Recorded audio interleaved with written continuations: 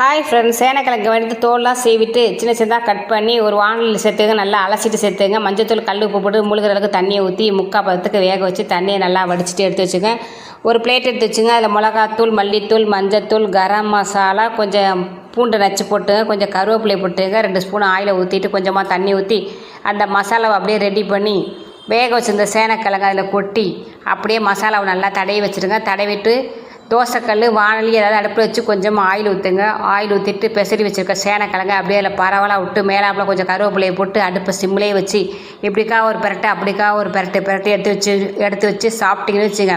சாம்பார் சாதம், தயிர் சாதம், லெமன் சாதம், ரச சாதம் எல்லாத்துக்கும் அருமையான சைடிஷாக இருக்கும். கண்டிப்பாக ட்ரை பண்ணி பாருங்கள். இதை விரிவாக இந்த வீடியோ வேணும்னா பெரிய வீடியோவில் இருக்குது. பெரிய வீடியோவில் பார்த்து தெரிஞ்சுக்கோங்க.